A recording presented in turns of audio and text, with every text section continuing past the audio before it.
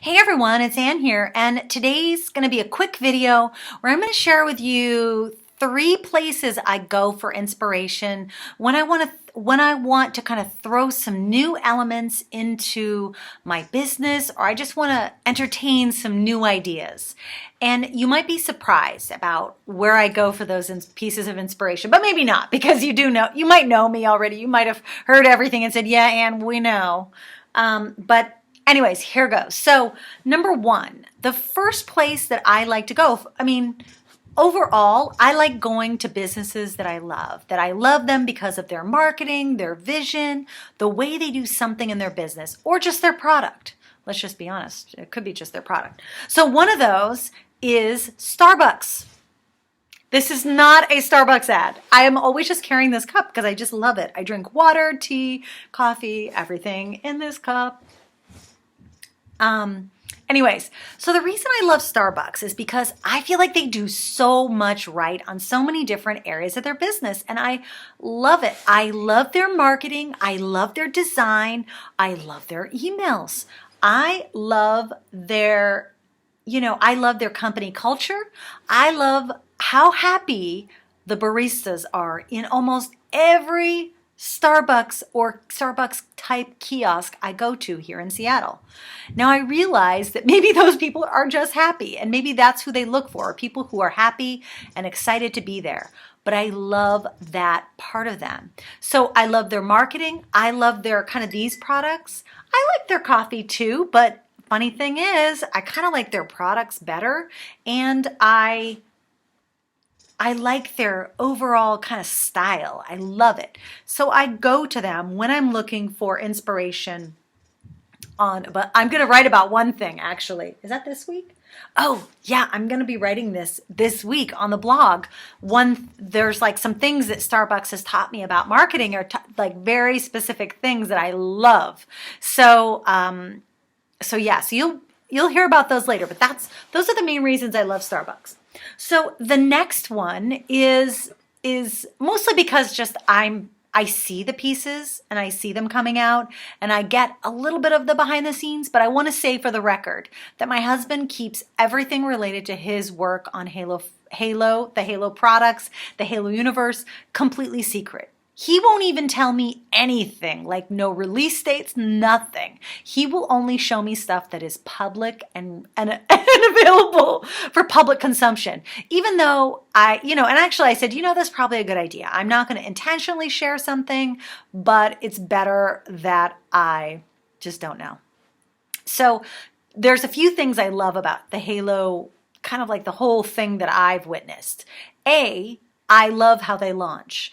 I like that they are constantly engaging the community, the existing community, and kind of just keeping them along for the ride. They're showing them concept art. They're telling them what they're working on. They invite them first to the beta. They do special things to make sure people feel special and part of a real community. And I feel like they do a great job of that. And I think that is a huge learning lesson when you're creating new things, to not just connect with your audience, but make them feel like they're part of the whole process. Include them in that creation process. So I love that about Halo. I also love just some of the marketing things that they do when they're launching. They're just so funny. So I don't know if this was intentional, but I think there must have been somebody who set this up. And there was this, so Halo 5 is coming out in, 2015 sometime. I'm assuming history would tell me near the holidays, but I don't know. Anyway, so just recently there was a Modern Family episode where the dad is like, I'm playing the world's best game, Halo. And the whole episode is done on FaceTime. So you see him in the background playing it, but there's a lot of placement of Halo in that show. So I love the marketing things they do.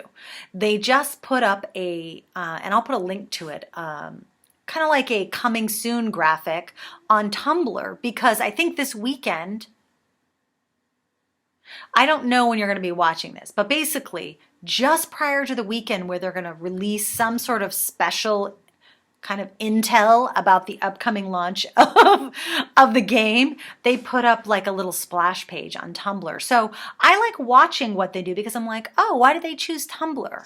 I know some other people who use Tumblr as well, like Brendan Burchard, and I feel like maybe Gary Vaynerchuk uses it too. It's a very social platform. It's very shareable. And so I just love watching where they're putting things. Not like the things where they had to buy placement, but where they're setting things up in ways that would make it possible for me to do something similar. Also, during their last launch, they rented a country, people. Now, granted, it's a small country, Liechtenstein, and they like put on like a whole Halo world. They had like Halo actors and all this stuff. So like, I feel like they're just like over the top, like get Halo in the blood of people. So I love it. I love that. And then the final one I wanted to share is actually Kate Spade.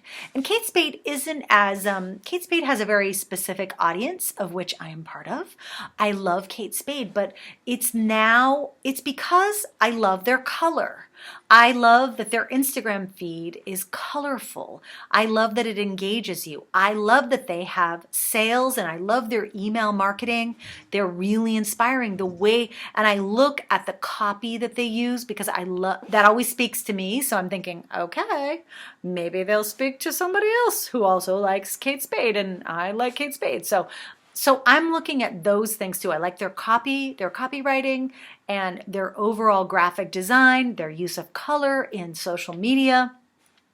And so those are the top three that come to my mind. If I'm thinking about what businesses inspire me and inspire my marketing, those are the ones. Now, I haven't implemented the Halo ones. I'm not going to rent out a country to launch Fearless Launching, but I'm like, what could I do that's similar? And there is one thing.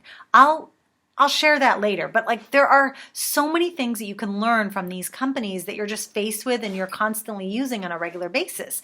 So I want to encourage you to look for those companies. Not that you have to necessarily model them, but you can say, oh, wow, that's interesting. Here was their sale email. They followed it up with clocks ticking. Now this is the case, or whatever. Or wow, they have one sale every single week.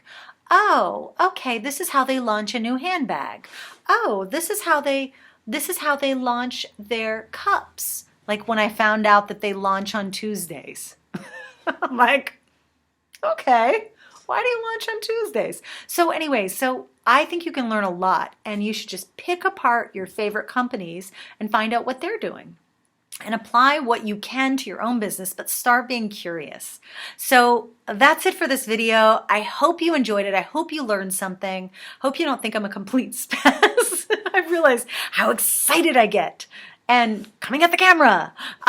So leave a comment below and let me know your top 3 companies that you just always find yourself looking at, whether it's just personal. In fact, the more personal, the better, because then you can really dig into why those companies resonate with you. And subscribe, like this video if you want to hear more of these types of strategies and insights. And I will see you in the next video. Okay? Talk to you later. Bye.